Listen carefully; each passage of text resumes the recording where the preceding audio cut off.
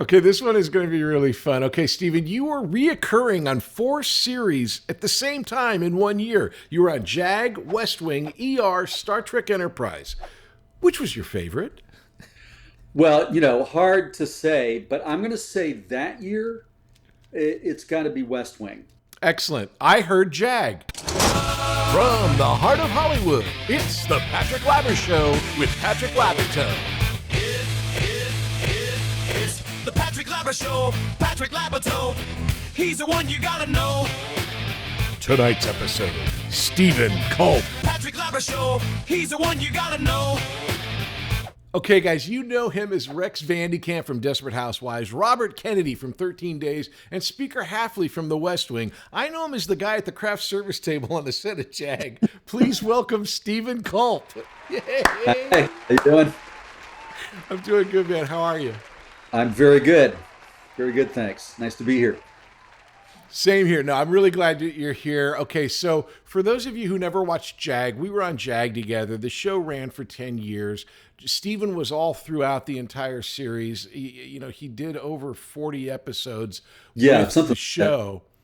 Yeah, and it was like you were always there. So that's how we basically know each other. But, when you're on a TV show, like your son's name is Joe, my son's name is Joe. It's like you get to know a person. Yeah. Act 1, beginnings. So here we are. We had a great time on the show. We're absolutely going to talk about JAG, but I just want to let people know who we're dealing with here. Let me just look at this. You have over 133 credits on IMDb, and that's the credits for the show. So for like JAG, that's one credit of the 133, but then there's like 40 some episodes of that. Same with West Wing and all these other ones. So we're going to go through all of that.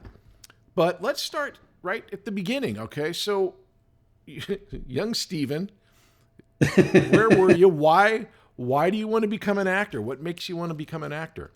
I think I always wanted to become something. I always say that one of my first memories is watching myself. The TV screen is turned off, and you got the big old TV console, and I'm dancing. Mirror. I'm dancing in front of, I see my reflection in the TV screen as it's turned off. And I just want to see myself dancing on television. And I must have been, 3, 4, something like that. But I kind of fell into it in high school, and then in college, it sort of cemented it. But before that, I thought I was going to write. I was playing guitar. I was performing in different little bars and stuff, and working on writing my own songs. And then I kind of got shanghaied into doing this. Somebody in my junior class in high school got an idea that we were going to do an evening of comedy skits, this was like 1973, so there's no real template for anything like this. As far as like, there was no Saturday Night Live. There was, Monty Python wasn't around for another 2 or 3 years. We were just starting to hear about them, but I was kind of influenced by Marty Feldman's Comedy Machine, which was a summer replacement show. But anyway, so we had like Laugh-In and the Smothers Brothers, but there was nothing really. But anyway, I was made head writer because I had this reputation for writing humorous essays in my English classes, and then they'd get me to read them out loud to the class, and the class would crack up. So they made me head writer, and I got together with a bunch of really funny people in my class, some of the funniest people I've ever known. And we came up with this evening, and I wrote some things specifically for very, very funny friends of mine. And there was one who said, I'm not going to do this. I'm not going to make a fool of myself. And I thought, well, I can do this part. I know what it is. And so I ended up doing it, and I have to say that I couldn't get to sleep after the first night of our performance, because I would start falling asleep and I would just wake up hearing the sound of the audience just roaring. It was a huge success, just roaring with laughter over the stuff that we were doing on the stage, and things I was doing, and things that happened for the first time between me and my friend who I'm in the scene with, and it was just, kind of Yeah, that magic evening. And so then I thought when I was in college, I was still thinking I was going to be a writer, maybe. I didn't know what I was going to do, but I sort of fell in with the theater crowd. You're trying to replicate this experience, right? You know, you say, I want to do this again.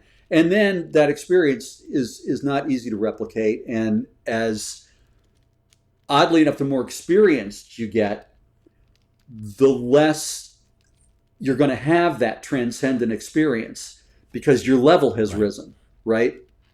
So if you're in a play, your great performance in week 1 is going to be like an average performance in week 4 because you don't stay the same and because things keep rising up and your level rises. So that transcendent experience you're chasing is more elusive. If you replace acting in that story with a drug, you've described addiction, where you have that flush of, oh my God, this is a great drug, and then you want to replicate it, but your tolerances get higher and higher. How do you transform that to a professional actor in Hollywood? I went to England my junior year of college, studying English literature, and I was at the University of Exeter in Devon, and there was no real outlet for doing theater that there was at William & Mary, where I was going in the States. And I started to find that I really missed it. And then I would go off to London periodically and see plays. And I'd never actually even seen a professional play before. You know, my first one was Equus. You know, I'd seen some community theater. For anyone who hasn't seen Equus, isn't there a long, like, nude scene? Yeah. I wonder if that's the play you want to see your first night alone in a foreign country. I'm not sure. Right. But it was something. But I saw a bunch of amazing stuff, and I found I really missed it. So I remember I wrote a letter to my mom and said, you know, what would you think if I pursued this as a career? You know, because I was worried. You know, I thought that's a really crazy thing to do. And she wrote me back this letter that was so supportive and wonderful. And then my father, my parents had been split up since I was about 4. But my father, who you would think would be very different from my mom, very sort of practical businessman, you know, conservative, also was 100% supportive the entire time. And I realized as I got into the profession that I was really, really lucky, because a lot of people who got into it didn't have that support from their family. So I decided when I went back to William & Mary, a friend of mine who was actually he was an upperclassman who was like a mentor of mine. And he had gone to Brandeis graduate school in the directing program. And so I applied to Brandeis and I applied to UCSD. And so I got into the grad program and I spent getting an MFA in acting in theater arts. And I thought, well, you know, at least I'll have a degree to fall back on, you know, if this doesn't work out. I got up there and realized that I knew nothing about acting. And I spent the first year and a half thinking I'd made the biggest mistake of my life. And it was a dark time. Along about midway through the second year, the work started to click in. And that was the sort of turning point for me. I just knew that I wanted to do this thing. And one of my teachers, our movement teacher who directed me in several things there, was Cheryl G. McFadden, better known as Gates McFadden, who later became Dr. Crusher on Star Trek The Next Generation. And she was, unlike a lot of the people at Brandeis, she was very connected into the New York theater scene. And we would do these things called the league auditions for all these agents and casting directors. You know, I got a lot of nibbles from casting directors. And so I went back to Massachusetts, and Gates McFadden said, so how'd the leagues go? What happened? And I said, well, I got this and this and this, you know. And she goes, you need to go down to New York tomorrow and start following through on this. And I was like, really? So as soon as I could, I took a bus down and I met with a lot of the agents who'd expressed interest. And they were all very encouraging. And all of them said, oh, well, we've already signed everybody, you know, but you know, good luck. So finally, after a couple weeks of just, you know, rejections, I finally called the last guy that I had been putting off, a guy named Paul Decker. And Paul's like, "Where have you been? I've been waiting for you to call. What's been the problem?" Wow. So he sends me up sort of immediately for an audition for a soap for the casting director. That turns into a callback, and then that turns into a screen test. And I end up doing the screen test, and I don't get the screen test. I don't get the role. But then a month later, the phone rings, and it's Paul. And Another World, which is the soap, has offered me a 3-month contract role that begins in the winter based on my screen test. I got to New York in September, and by January, I had a job and an agent. Now, a couple of years later, I got a job on another soap, One Life to Live, and I was one of 3 actors to play the character of Danny Wollock within a year. And I was the second one. I basically took in all the ammo that I could take into it. And I was like, fancying myself the Montgomery Clift of daytime drama or something. I mean, I just labored over every beat, every intention, everything. And it's something I learned in retrospect. And there was this great director. His name was Peter Miner. He was the best director we had on that show, I thought. And there was one day toward the end of my tenure when I was starting to see the writing on the wall. I knew they weren't going to renew. And I was just complaining in rehearsal because my what I was doing in this scene completely contradicted what I had been doing the week before. And I'm just like, I don't understand this. And Peter, and I remember exactly what he said. He takes me aside. He goes, "Stephen, these scripts will not bear the weight of the work that you're willing to put into them." And it was like, boom. And I began to, instead of laboring over it, I just started memorizing my lines on the subway on my way into work. And in the remaining time I had there, I could see the difference. I was going, okay, now you're getting the hang of it. Now you're getting better. We'll be back after these messages. Have you ever thought about becoming an actor and making your friends and family jealous? Well, have I got a deal for you. Here at Working Actors School, we offer many different classes so you can become a famous actor like me. And we have a delightful selection of classes, including Adult Weekly. It's every Wednesday at 5:30 p.m. Pacific. Here you will learn how to be an actor with other adults. How do we do it? How is it possible? Is it a miracle? Yes, it is. It's a miracle called Zoom. We teach everything online so you can become a famous actor and impress your friends and family. So if you want to be a famous actor and make your friends and family jealous, then you need to sign up at Working Actors School. You can get a hold of us at workingactorschool.com. You can sign up for classes at workingactorschool.com. You can make a reservation for the class online at workingactorschool.com. So come check us out. It's workingactorschool.com. Act 2, Success. Just to set the scene. So now you're a professional actor. I want to go through this so people understand. You work a lot, dude. Like, talk about working actors. Here's a list of just some of the shows that you've done: The Cosby Show, A Man Called Hawk, Murphy Brown, Newhart, L.A. Law, Diagnosis Murder, Touched by an Angel, Baywatch Nights, Beverly Hills 90210, Profiler, Chicago Hope, Ally McBeal, 24, The Practice, ER, The West Wing, and outside of JAG and outside of Desperate Housewives, these are just jobs that you've been in. When you're a working actor like that, you're winning the lottery individually over and over and over again, meaning that, no one's calling you saying, "Hey, that guy who had one line on the Cosby Show, I want to bring him in and hire him for Murphy Brown," or whatever it is. It's like you're going out and you're getting these jobs. Here's the thing, JAG, leading up, the years leading up to that, because I spent most of the 80s doing theater, and I was in New York working with, like, my second equity show was, I did the first Neil Simon show to ever close out of town. It was a play called Actors and Actresses. But I worked with Neil Simon, Terrence McNally. I was doing, I did Playwrights Horizons, Keith Radine play. I was working with a lot of the best playwrights and directors in New York. But then I moved out to, and I came out to LA, actually. The first time I came out to LA, it was a Moss Hart play called Light Up the Sky that was at the Ahmanson. And it was with Peter Falk and Nancy Marchand. And I came out to LA and kind of fell in love with it. Well, okay, I'll backtrack with a little bit of a story here. This was a really good year for me, 1987. The playwright A.R. Gurney Jr., he had a play in Williamstown called Sweet Sue. They auditioned me for this role in Sweet Sue. But he was a teenager, he was a high school student. I was in my later 20s at that point. And they said, you're too old. So that summer, I get a call from Joey Tillinger on a Sunday night and says, Stephen, can you be here tomorrow?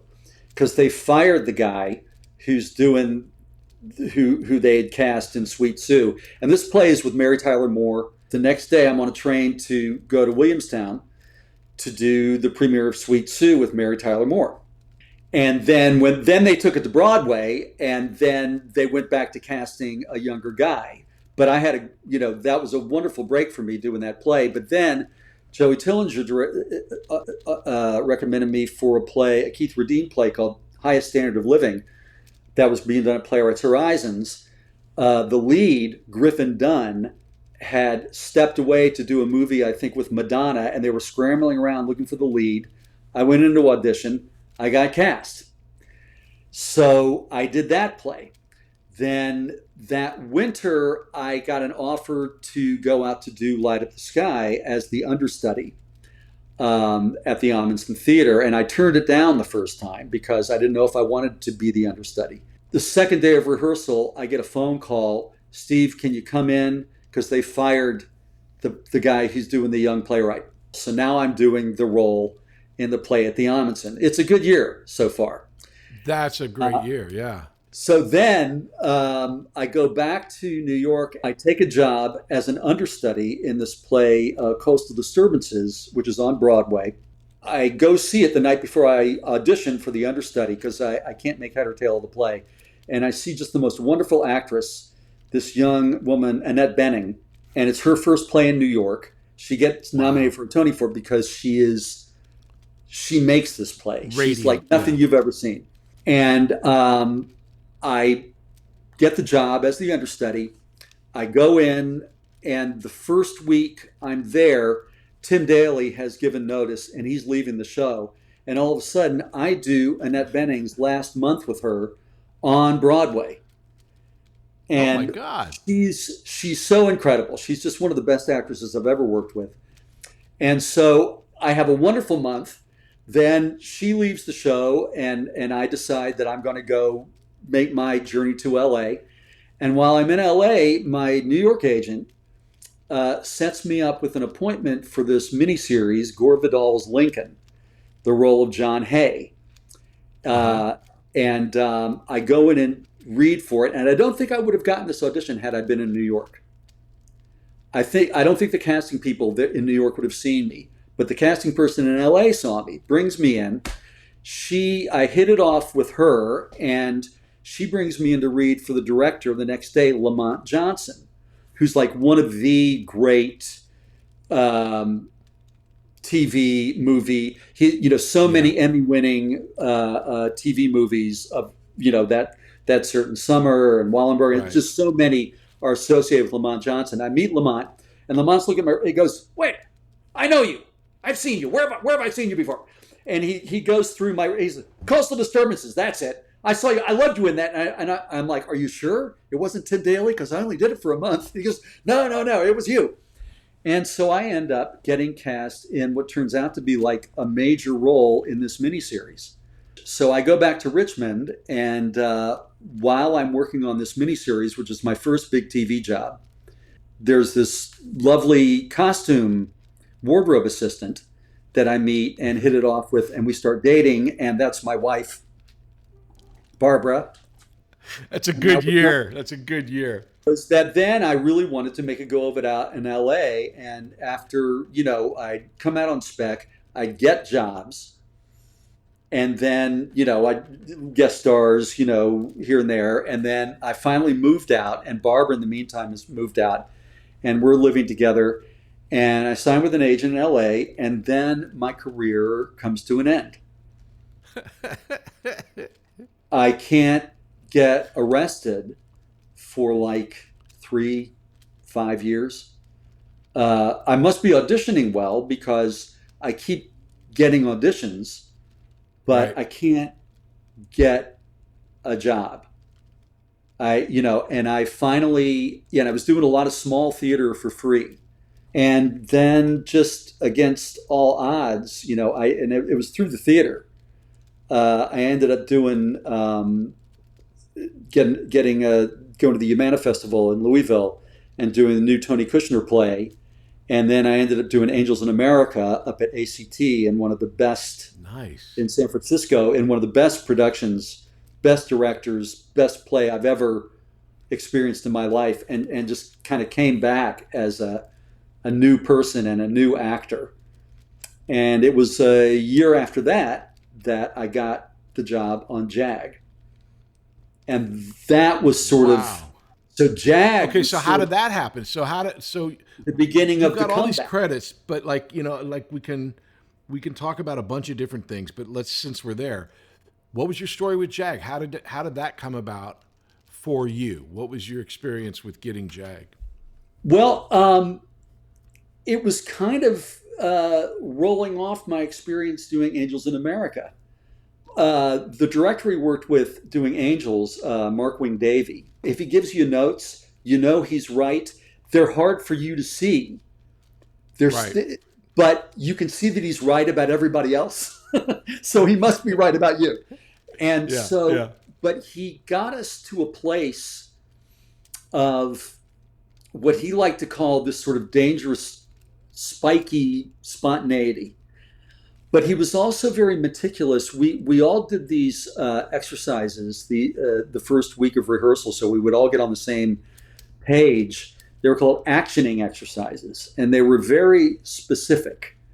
Where, say, you take a scene, and you basically, for every line or for every sort of new thought or whatever that you have in the scene, you come up with an active verb for it. And so, meaning that it's got to be something you can do to another person.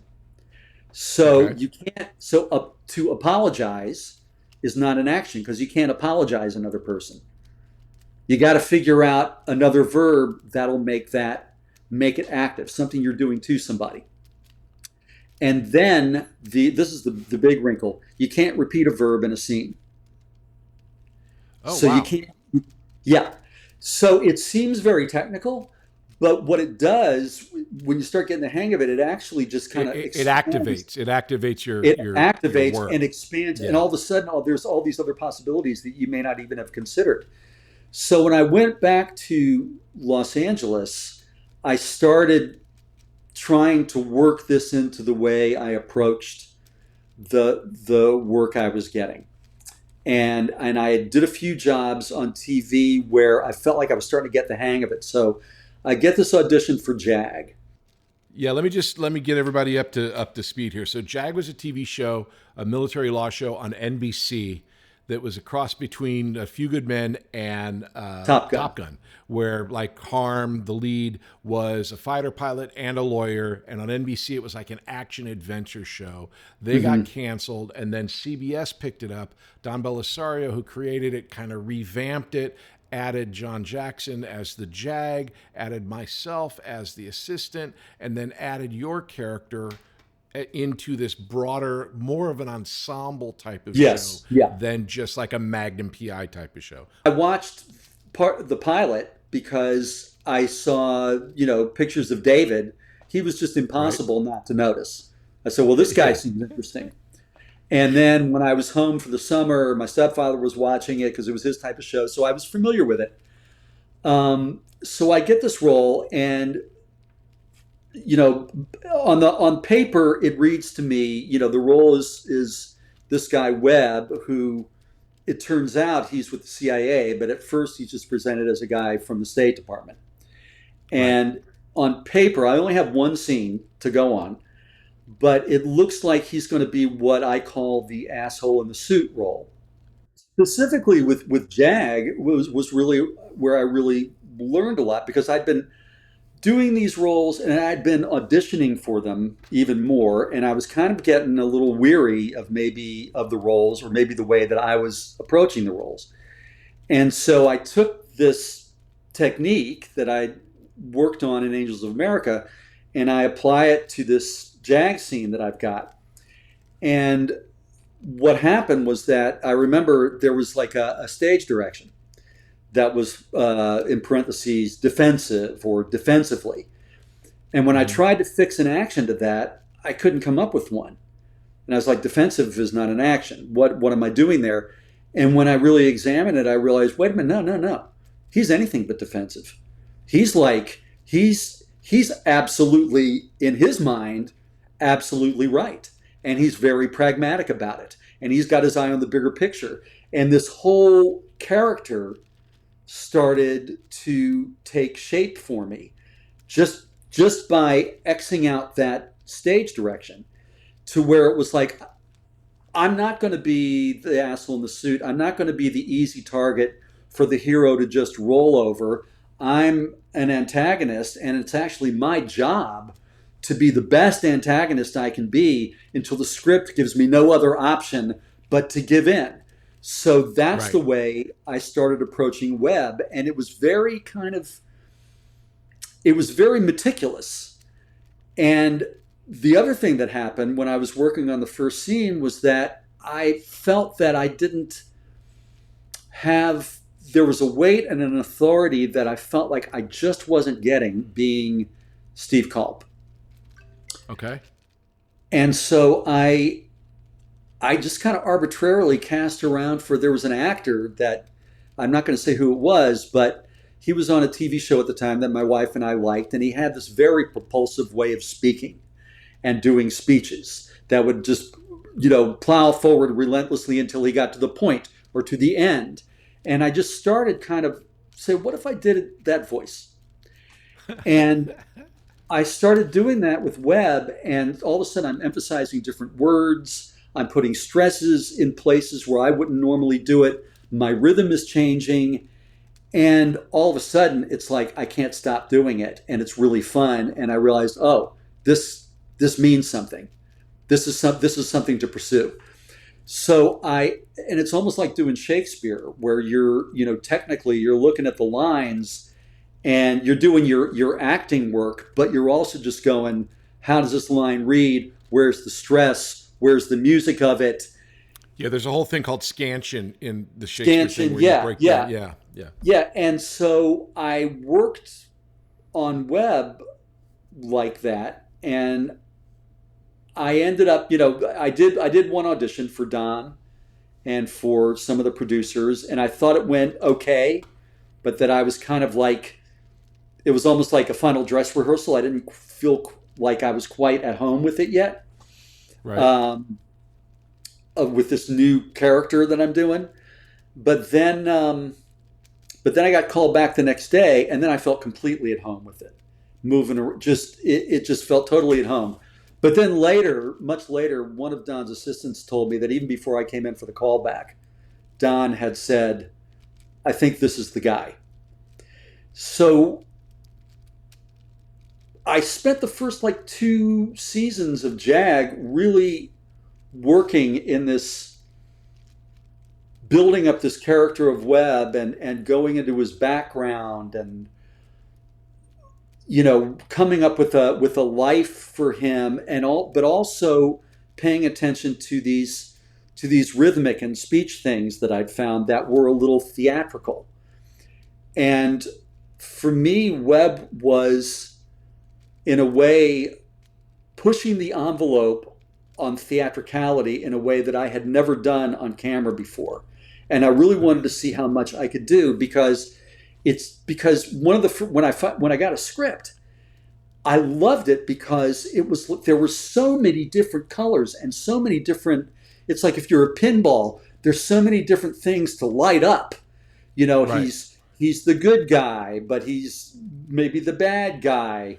Well, then they added the thing with you're like a mama's boy, which I loved. Yeah. He's made a bit of a mama's boy. He's very hard ass and pragmatic, but sometimes he's a little empathy creeps out. He's deadly serious, but sometimes he's the comic foil. He's the butt of the joke. So how do you fit all these? You come up with a character that can accommodate all this stuff.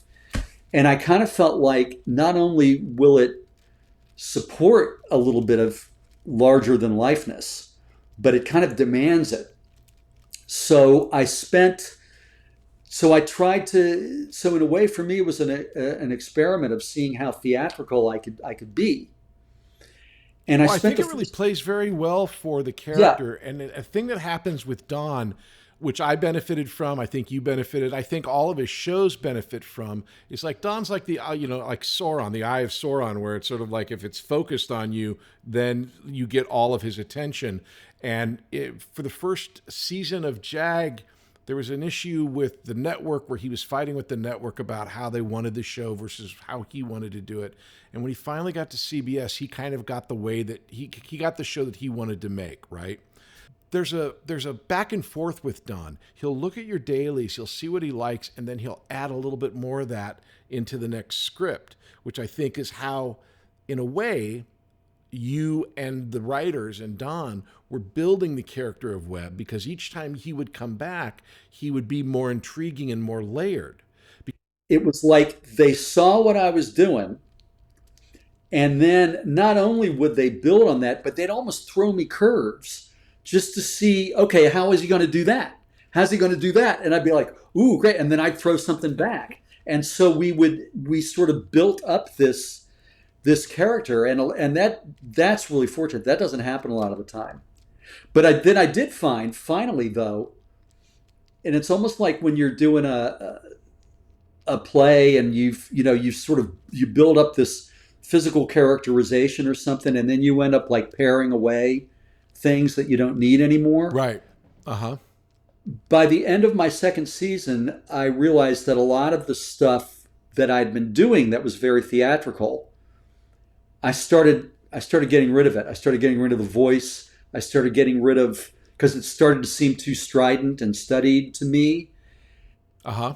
But whereas in the beginning I felt like I'm far distant from this character. I'm very different. He's, the way he thinks, what he believes, the way he deals with people, very different from me.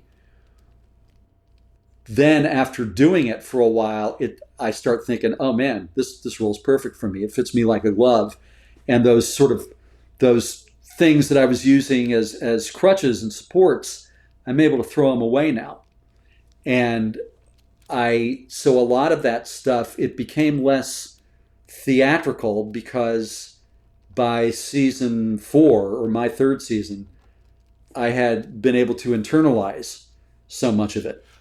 So let me ask you this. So, okay, there's one great story, and I mean, there's 1,000 great stories on Jag, but you got your nose broke while we were doing the show. What happened, dude? Tell us that story.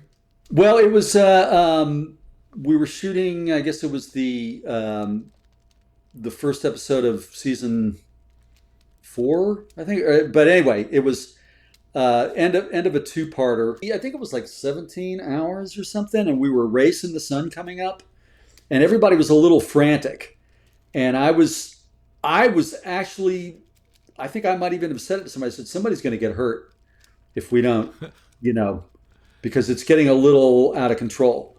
But I was supposed to walk up to John Jackson, who played the Admiral, and he's supposed to turn around and punch me. And but I guess the director had told him to turn around sooner, but nobody had said anything to me. So I just walked right into it, and I was boom, down on the ground. And I think I went out for a moment. John's not a small guy.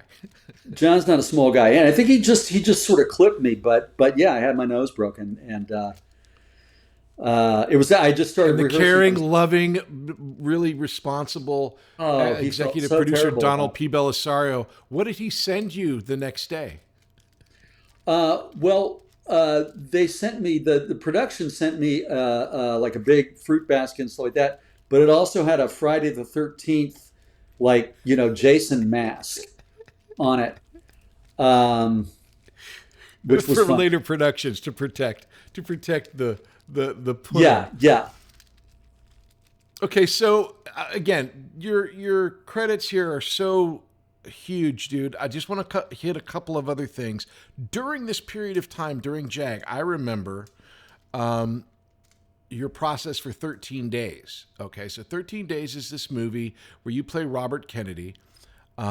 Weird connection. I played Teddy Kennedy in another TV movie, so we've played brothers. Wow.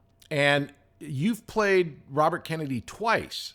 Okay, Twice, so you were Norma Jean in Maryland and in 13 Days. Were those ever connected? Did they like see you and Norma Jean and go, oh, bring him in? I didn't, I had done, Norma Jean in Maryland was just like basically one scene, with me and Mira Sorvino. And, I did like an inordinate amount of, study and work just for this one scene. But I didn't mention it when I went I spent pretty much a whole summer auditioning for 13 Days. I remember it was like brutal. It went on for a long time. And I know they were offering it out to other people. But I think, anyway, I spent a summer auditioning for this, and I didn't mention to the director or the producers that I'd done Norma Jean in Maryland, because sometimes if you've done a role before, it might set them against you a little bit. Yeah. We don't want somebody who's done it before.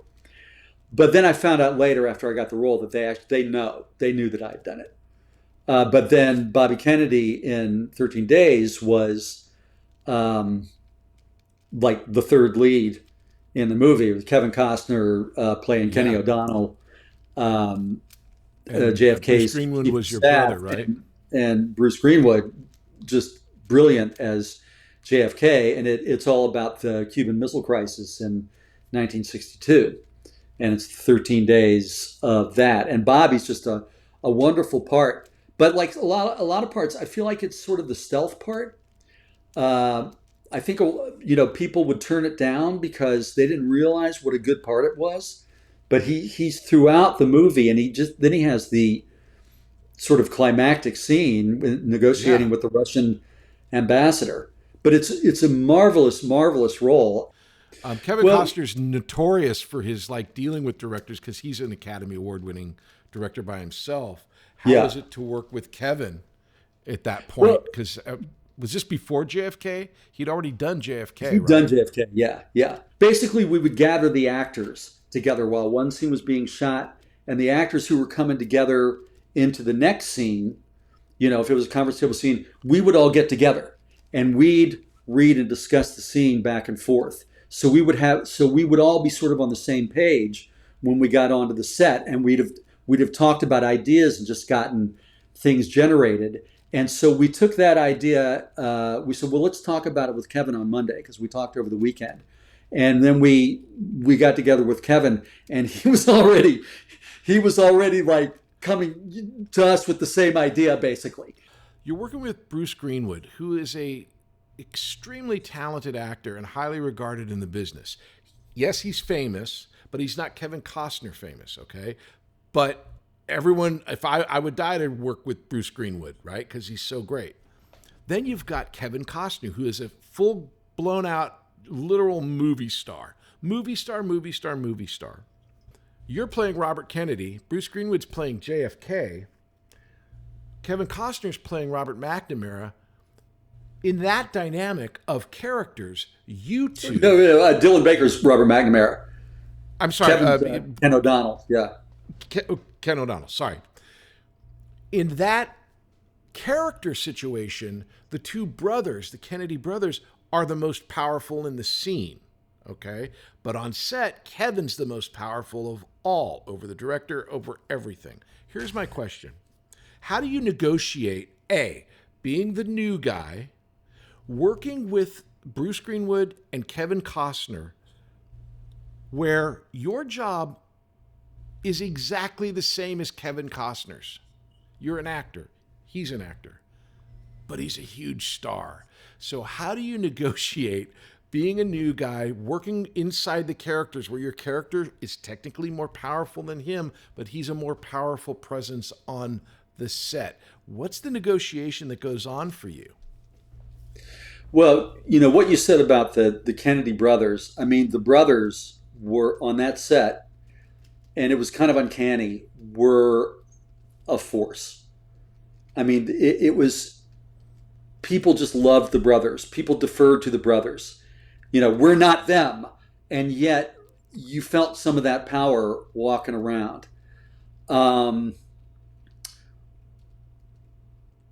We had a week of rehearsals before we started shooting, and basically what it turned out to be was that the Kevin and Bruce and I and the David Self, the writer, and some of the producers, and Roger, we'd be sitting around a table reading scenes back and forth, and then there was the makeup tests, hair tests, and stuff, and then finally at the end of the week we sat down and read with the cast. But one thing that happened during that week was that the script is written in a very factual way. There's not a lot of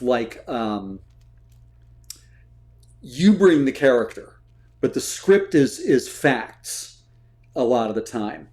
And the first place where I just went, oh, that scene, that's Bobby, that's pure Bobby to me, was after we're confronted with the missiles, mm-hmm. and we go out on the portico, and it's this wonderful scene. I just love it, where the three of us are trying to discussing what we're going to do. And Bobby is so distinctive because he's very man of action, break it down into bits. Let's do this. Let's do this. Let's do this. And I thought he's not reflective. You're mm-hmm. breaking the problem down into chunks and trying to figure out what to do with it. And he had a few lines where he's like, let's get a bunch of guys together. And I think it's and put them in a room and kick them in the ass till they come up with some solutions. And we're reading the scene, and Kevin wanted to take those lines. And I felt strongly enough about it. And I can see why he did, because they're good lines and he's the star. Yeah. But I, at that point, felt I had been living with this guy, for months now, and after I got cast, there was a month in between casting and shooting where I was just totally immersed, and I didn't feel it would just be like on any set where I didn't I didn't get angry or something, but I advocated for my lines, and I said, and I was probably more articulate than now, I said, why? I said, because this is so quintessentially Bobby, and this is the first real moment where we see that in the movie, and I went on and on and on, and I got, mm-hmm. I kept those lines, and afterwards one of the producers said, really glad you did that. And then the next day, Kevin came in and said, and he had a thing about another scene. He said, you know what? I'm going to give you this.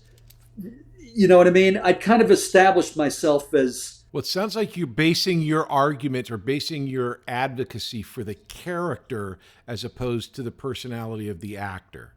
Yeah. But that still doesn't change the fact, in that moment,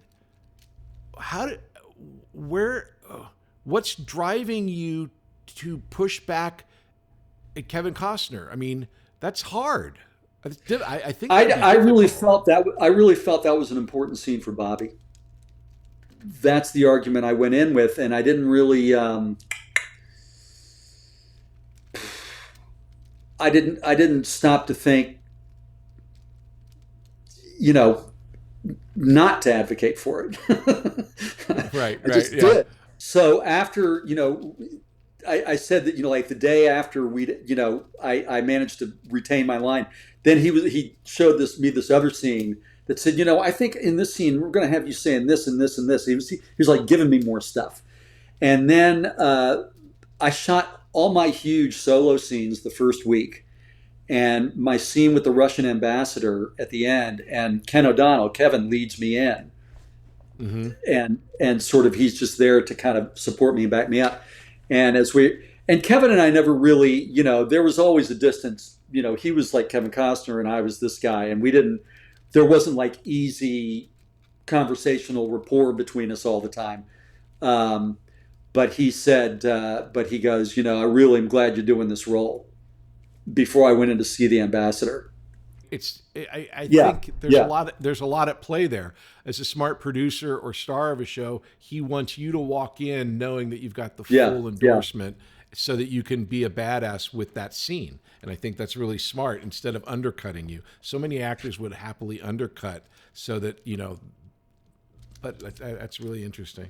We'll be back after these messages. Hey there, I'm Patrick Labyorteaux, and I've been an actor since I was a little kid. So I know what it's like to be a little kid actor. So I have a class here called Youth Weekly, and that meets every Tuesday at 5:30 p.m. Pacific, and it is an awesome class if you are young and want to learn all about acting. We have a great set of kids, and it's taught on Zoom, so you can do it from anywhere. You can do it on your phone, you can do it on your laptop, on an iPad. It's awesome. I've had kids take a class while they were in the car coming back from soccer practice. I swear to you. So if acting is in your blood, come to workingactorschool.com and check out the Youth Weekly class every Tuesday at 5:30 p.m. Pacific. I'll see you there. Act 3, present day. So you're doing JAG, and you have this huge year where you're on JAG, West Wing, ER, Star Trek, which is just, that's so awesome. But when you get, during this period, you get Desperate Housewives, okay? And I remember we went to, I think it was a JAG rap party, and you had just, Desperate Housewives had just come out, and it was like the hugest, like splashiest hit ever.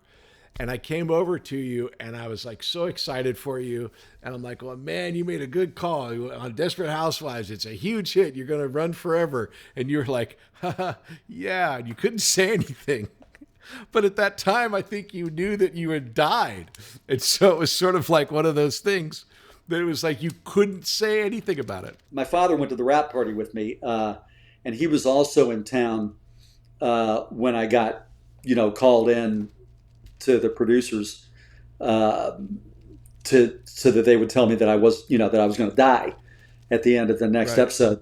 But I couldn't remember when the. I'm sorry, I jumped over all of this information. So Desperate Housewives is this huge hit. You played Rex Van DeCamp, Bree's husband, Bree Van DeCamp, Bree's husband, and you were like the quintessential white American, living the dream, and it looked like you were set to be on this huge big hit, Desperate Housewives, meaning that they have to have a husband to be a housewife, and then you find out that you're the very first person to get killed.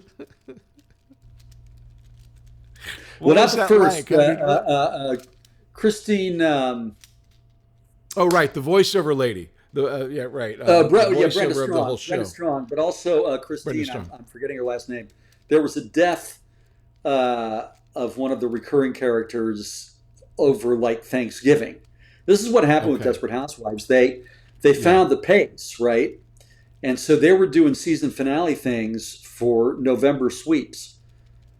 So I think like middle of the first season, yeah. Not even the middle. And it was I think it was always in the cards for Rex to die at some point, but I don't think they had thought it was going to be quite that soon. Okay, so business minute for a second. So you go up for a show like Desperate Housewives. If you're a regular on a TV show, there's a huge process, because if they know that you're going to be on the show for a long time, you need to have a contract. Did they sign you to a regular contract for that show? Oh, yeah. Oh, God, this is getting worse. So you're signed on to this brand new show. It turns out to be this big hit.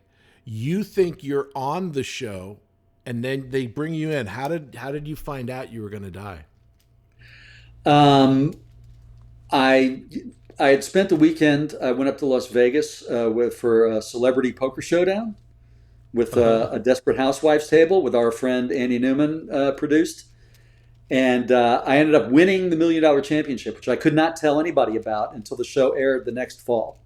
And my father was in town, and he went up with me, and it was this great weekend. And then we get back Monday morning, and I'm back not even an hour, and the phone rings, and it's Desperate Housewives wanting to bring me in.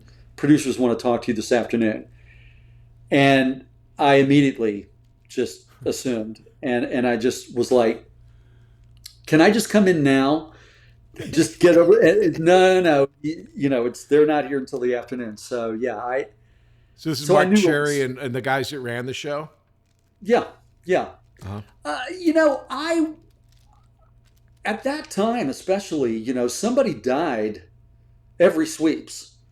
People were always dying on shows. And I think Right. Lost, which came out the same year, I think Yeah. they had a couple people die during sweeps. And I was looking around and I was thinking, okay, it's either going to be me or this other guy. And they're probably not going to kill him because he's got this particular storyline. And I had been at a party, because Mark Cherry was always going on and on about how, Brie was based on his mother.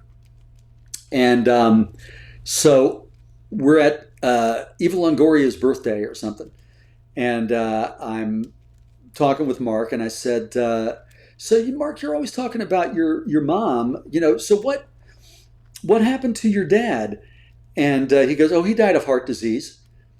And Rex was at that point in the script, he'd already had a heart attack and he was, the pharmacist who hated him was secretly, spiking his medication with poison. And, he was, and literally if I had a watch, I would have gone, how much time do I have? And I was calling at my agents to go, you know what? I think I'm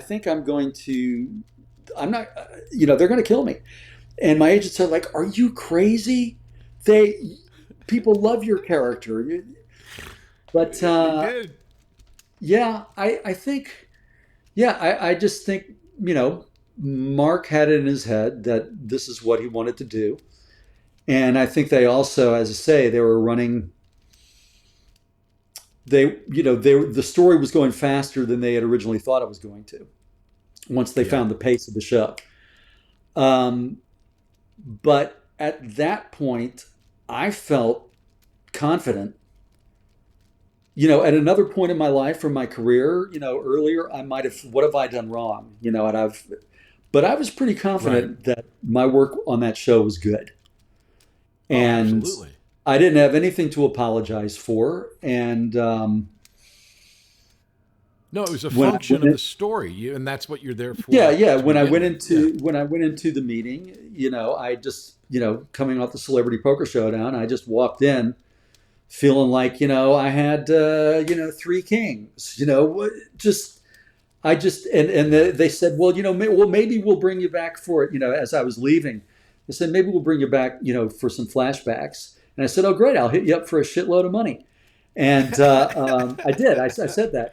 And they ended up bringing me back for flashbacks, and they paid me a respectable amount of money. I didn't even have to ask for it. Sure. When it happened, I just felt like, okay, so I got back home, and Barbara and my dad and I had a toast in the backyard, and I said, "Here's to a fabulous year." And so I've done this work. I've been on this amazing hit show. You can't ever. And let's not make it small. Your death was a big deal. I mean, it was a big deal. Yeah, and if you're going to be one of those, that was a big plot point. If you're going to be one of those, why not be the first one? Because that's the one that made a big splash. I mean, the day after it aired, I was on Good Morning America in New York in the morning and Jay Leno in California in the evening. I flew back, I flew back during the day. The time change, I benefited from the time change there. And it was a big deal. And so I said, I've been on this huge hit, and I've made money to provide for my family, and now I'm free again, and I've got this in my back pocket, and so now we get to move on. We'll be back after these messages. Hey, I'm Patrick Labyorteaux, and I play an actor on TV, and I've been doing this for a long, long time. And I know what it's like if you are in a class with people, and sometimes you just want to have that one-on-one connection with the person that you're working with to go over, I don't know, a particular scene, or maybe you have an audition, or maybe you just want the privacy to try stuff that you don't really know is going to work and not have anyone look at you. Well, I have the perfect solution for you. It's called One-on-One with Patrick Labyorteaux. You can book your time at workingactorschool.com, and it's just me and you for an hour going over whatever it is you want to work on, breaking down the script, talking about character, figuring out your intention, the spine of the scene, everything that goes in to making a dynamite performance. So if you're interested in acting and want that one-on-one personal attention, check out One-on-One with Patrick Labyorteaux. You can find all the information you need at workingactorsschool.com. Act 4, questions. Okay, so here we are. We're now in the questions, and the questions are really simple. These are questions, you know Tina, my wife. So Tina came up with these questions. They're called Tina's Gotta Know. And the first question is called That's SheauxBiz. What is the most Hollywood moment in your life? I don't even know if I know what a Hollywood moment is. But okay, just off the top of my head. So I have 2 SAG awards for Desperate Housewives. Huge. For best ensemble in a comedy, not for me individually, but I was and then you have the award. You're carrying it around for the rest of the night and then you then you bring it in to have the inscription made on it, but you can't put it down, otherwise it's going to disappear. And I'm just such a fan of everybody, and I'm just so agog to be there. And it was, and I was walking through, and there's George Clooney and Grant Heslov over here, and it was they did Good Night and Good Luck, and Syriana was that year, and I had voted for Good Night and Good Luck for the ensemble for SAG Award movie, and I just said, and I went over to them, and I'd actually they had approached me. My agent did something about, we're trying to get you in for this George Clooney movie, but you're doing Desperate Housewives. And I went, okay, this was like a while back. But anyway, I walk over to George Clooney and I go, you don't know me. And he goes, hey, we tried to get you for our movie. We loved you. And he knew who I was and shook my hand, and we had a nice conversation, and he was really friendly. Same thing happened with Michael Moore. I was at the People's Choice Awards. We won the People's Choice Awards for drama, I think, before we started winning for comedy the first year. And I was talking with Michael Moore at the after party. I just went up to him and I was telling him how much I liked Fahrenheit 9/11, and we were talking about it and talking politics, and the election had just happened, and it was 2004, and having this really interesting conversation. And I had introduced myself to him and thinking he doesn't know me. And then at the end of the conversation, he goes, my wife and I just love the show. And we went off, and I was just like, I went to the set the next day just going, Michael Moore's a big fan of our show. I was very excited. So I guess those are Hollywood moments. That's a great one. No, those are great Hollywood moments. And now that's SheauxBiz Part 2, the other side of it. What's the most embarrassing Hollywood moment in your life? Oh, I can't even. Embarrassing Hollywood moment.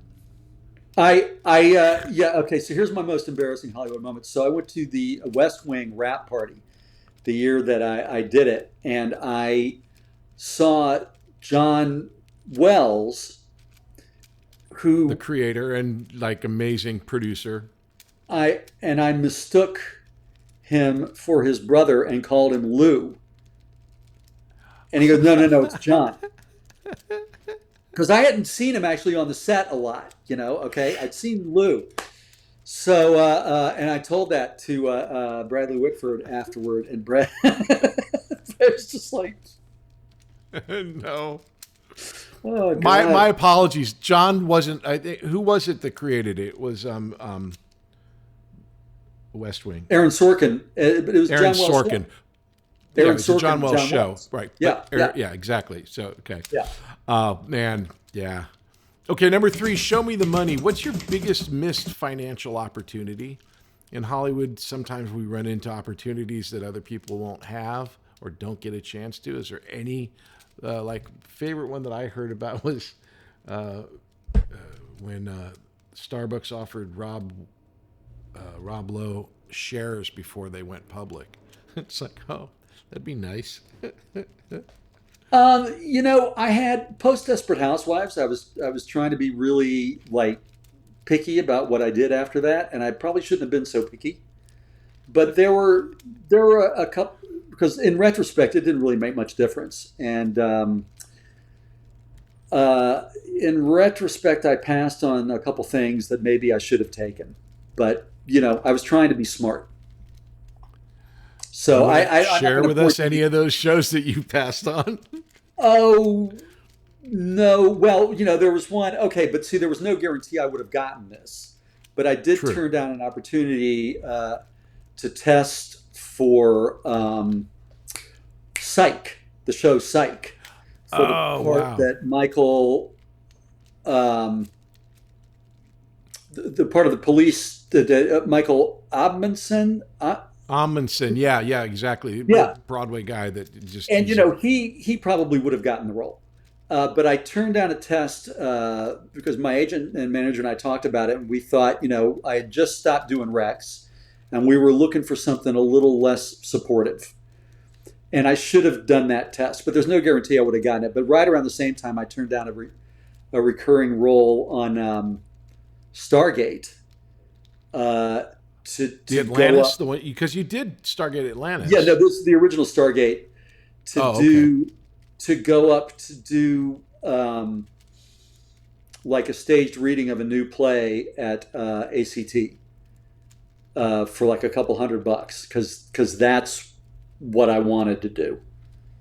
Yeah, I have those are I hear you. I mean, it's like people woulda, aren't coulda, throwing shoulda. money in my direction. I don't have a lot of those. Yeah. Okay, number 4, Sheaux and Tell. As a teenager, what was your favorite poster in your room, and how did you get it?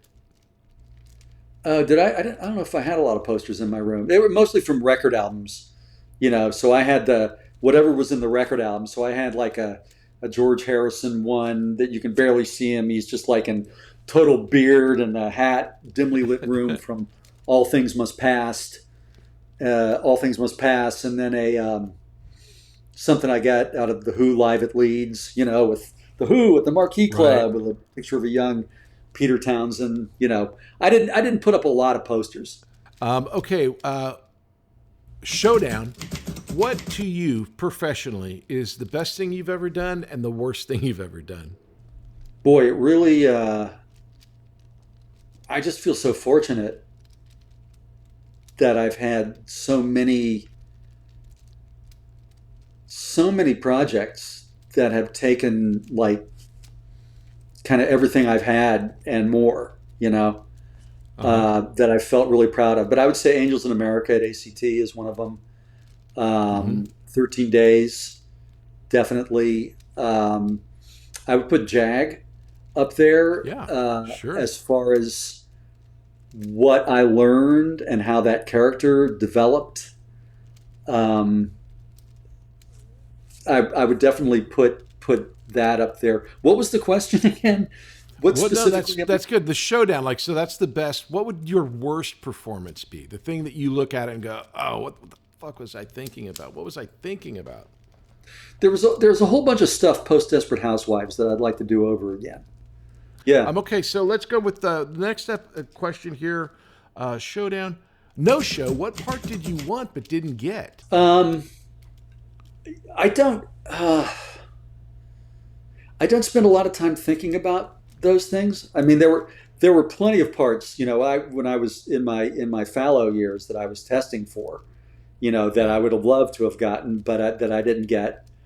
I mean, what I'd really like to, if I had it to do over again, I'd love to be much more of like that sort of British ideal of an actor who's. I'd love to have done a lot more great classical theater. I haven't done enough of that in my career. Well, you're just getting to the right age to do all the good parts. Yeah. Absolutely true. And I think sadly or accurately, we want everything we go up for. I mean, yes. Yeah. We're greedy little piggies. We want to do everything. Number 7, favorite show. What movie has most influenced you? I don't know if it's a particular movie. It was more like, I grew up watching TV. Sure. So what show then? What's your favorite? What's most influenced you? Well, the one that rocked my world when I was 9 years old was The Man from U.N.C.L.E. And that completely just, I think that actually got me interested in seeing what's on TV this week. What's, watching, just reading the TV guide, and Right. That got me interested in this. So but I'm somewhere between, Napoleon Solo and Dick Van Dyke, I think, in my, When you did NCIS, was David still on the show? David McCallum? Did you get to work with him, meet him? I did mention The Man from U.N.C.L.E., and I think he was kind of tired of hearing it at that point, but because he'd done so many more NCISs at that point than The Man from U.N.C.L.E. Sure. But he was gracious about it. But I just got the sense that Man from U.N.C.L.E., he couldn't understand what it meant to me. Yeah. Okay, number 8, Sheaux Me Again. What movie or TV show do you rewatch the most? Like, what's your go-to? Oh God, there's so many of them. Hitchcock movies. I would say, Hitchcock movies, The Godfather, parts 1 and 2. What would Some be Like your favorite Hot. Hitchcock film? Some Like It Hot is great. I'm going to say I'm going to say Shadow of a Doubt. Oh, okay. And then I'm going to say Notorious. And then below that, it's a jumble of Psycho, North by Northwest, Vertigo, Rear Window. But have you seen Shadow of a Doubt lately? Not lately. I think I saw it when it came out on DVD. We got it, we added it, and we watched it, and it was part of our Hitchcock period, but I'm not familiar with it too well. Check it out. It's a beautiful, heartbreaking film, kind of about a primal story about a loss of innocence. It's really incredible. I feel like it's one of his most sort of deeply felt movies. But really, really, really good. Yeah. Okay, number 9, finally, Show Me Some Love. What's your favorite performance of mine?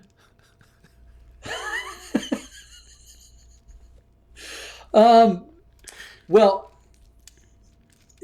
we had this one scene. Do you remember this? I think I was telling you about this recently. It's like the second episode I shot, where we're looking at you're pulling a gag on Webb, and you're sitting with there, the satellites, staring into the sun. This is how we're spotting for satellites, and you get me doing it with you. And then at the end of it, I realized that you've just been bullshitting me and I'm like blind and stuff. But we did that whole thing. We were literally racing the sun going down, and except for a shot behind us going like this, it's like it starts out long. We're on this ridge in the desert with a truck, and it sort of comes slowly in, and it is one take. And we got one chance at it, and it's a really great, really well played scene. And I remember you telling me that we were out in the desert, on location a couple days later, and you said, has your agent called you? Because apparently Don saw this on the dailies and thought, these guys, I love these guys. This is great, but it sort of blew him away. So just off the top of my head, that's what I'm going to say. I love that scene. And I love that because, again, it was like we were putting together a new show kind of, and everyone was working together. And that one of the things I love about this business is everyone on the set wants to be there for the most part, like 99% of the time. And it's like, when you've got that going, it's just so exciting. And it's so wonderful when you're starting a show and figuring it out. And you and I was a new character. That's such a big part of it. Yeah. So, yeah. Stephen, thank you so much for coming by. This is amazing. I'm so glad we had a chance to talk. Well, thank you. Thank you. No, it was really great to talk with you. And just thanks again for coming on the show. Well, thank you. Lovely to see you, even over computer. And yeah, Exactly. blessings to you and the family. It's the Patrick Labyorteaux, Patrick Labyorteaux. He's the one you gotta know. Hey, everybody. I'm so glad that you're enjoying the podcast and checking it out. It is an audio podcast wherever you get your audio podcast, and it's a video podcast over on YouTube. My socials are all patrick.labyorteaux, and that is on Instagram, on YouTube, on TikTok. I'm everywhere. If you want information on the school, you can go to workingactorsschool.com. We have classes going all the time. It's a lot of fun. I suggest you check it out. Hey, we'll see you next time. It's the Patrick Labyorteaux, Patrick Labyorteaux. He's the one you gotta know.